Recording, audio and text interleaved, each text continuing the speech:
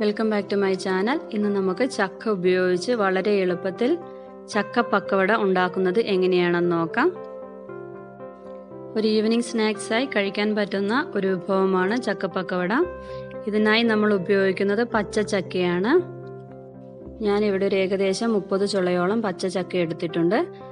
അതെല്ലാം നന്നായി വൃത്തിയാക്കിയതിന് ശേഷം നമുക്കിനി അതൊരു പാത്രത്തിലേക്ക് ചെറു കഷ്ണങ്ങളായി അരിഞ്ഞെടുക്കാം.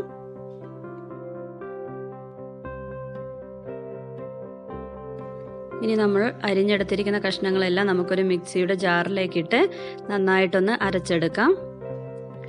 വെള്ളം കൂട്ടാതെ വേണം അരച്ചെടുക്കാനായിട്ട്. ഇതുപോലെ നല്ല സോഫ്റ്റായി കിട്ടുന്ന രീതിയിൽ വേണം നമ്മൾ അരച്ചെടുക്കാനായിട്ട്. ഇനി നമുക്ക് ഇതിലേക്ക് ആവശ്യമായ സാധനങ്ങൾ: ഒരു തണ്ട് കറിവേപ്പില, 2 പച്ചമുളക്, ഒരു കഷ്ണം ഇഞ്ചി, പിന്നെ 2 വലിയ ഉള്ളി കഷ്ണങ്ങളായി അരിഞ്ഞത്. ഇതെല്ലാം നന്നായി ചെറു കഷ്ണങ്ങളായി അരിഞ്ഞതിന് ശേഷം നമുക്ക് നമ്മൾ അരച്ചു വെച്ചിരിക്കുന്ന ചക്കയുടെ പാത്രത്തിലേക്ക് ഇട്ട് കൊടുക്കാം. ഉള്ളിയും ഇഞ്ചിയും പച്ചമുളകെല്ലാം നമ്മൾ തീരെ കനം കുറച്ച് വേണം അരിഞ്ഞെടുക്കാനായിട്ട്.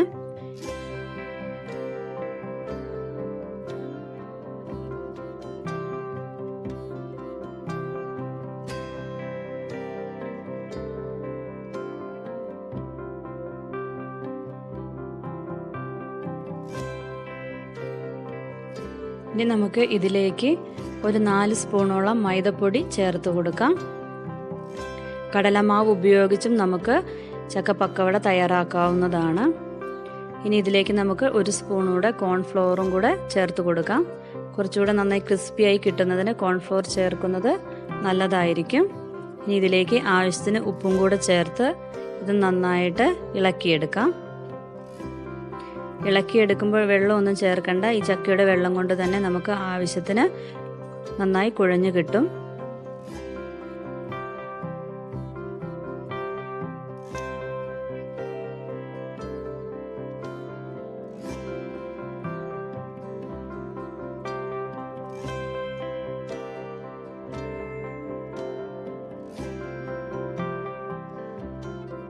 നല്ലതുപോലെ ഇത് നമുക്ക് നന്നായി കുഴച്ചെടുക്കാം.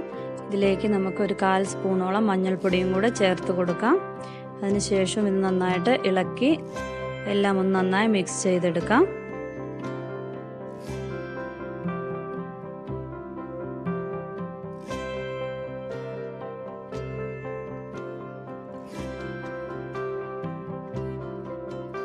ഇപ്പോൾ ചക്ക പക്കവടയുടെ മാവ് റെഡി ആയിട്ടുണ്ട്. ഇനി ഇതെങ്ങനെ ഫ്രൈ ചെയ്തെടുക്കുന്നതെന്ന് നമുക്ക് നോക്കാം.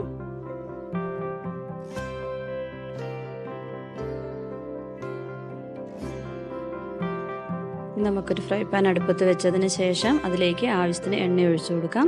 ഞാൻ സൺഫ്ലവർ ഓയിലാണ് ഇത് തയ്യാറാക്കിയെടുക്കുന്നത്. അതിനുശേഷം 1 സ്പൂൺ ഉപയോഗിച്ച് കുറേശ്ശെയായി മാവ് ഇതിലേക്ക് ഇട്ട് കൊടുക്കാം. അധികം കനത്തിൽ ഇട്ട് കൊടുക്കാതിരിക്കുന്നതാണ് നല്ലത്. നല്ല ക്രിസ്പിയായി നല്ല ക്രഞ്ചിയായി കിട്ടിയെങ്കിൽ മാത്രമേ നല്ല ടേസ്റ്റായിട്ട് നമുക്ക് ഈ പക്കവട കിട്ടുകയുള്ളൂ.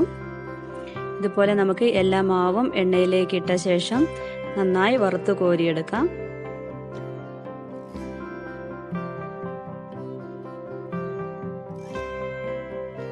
ഒരു സൈഡ് മൊരിഞ്ഞ് കഴിയുമ്പോൾ നമുക്കതൊന്ന് തിരിച്ചിട്ട് കൊടുക്കാം.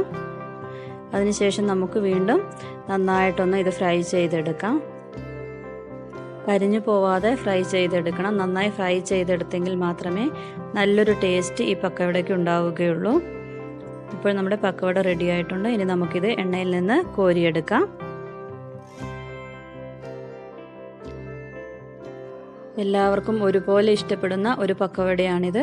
എല്ലാവരും ഇതൊന്ന് ട്രൈ ചെയ്ത് നോക്കണം. എൻ്റെ ഈ വീഡിയോ ഇഷ്ടപ്പെട്ടാൽ ലൈക്ക് ചെയ്യാനും കമൻറ്റ് ചെയ്യാനും ഒപ്പം സബ്സ്ക്രൈബ് ചെയ്യാനും മറക്കല്ലേ. അടുത്തൊരു വീഡിയോയുമായി വീണ്ടും കാണാം. Thank you.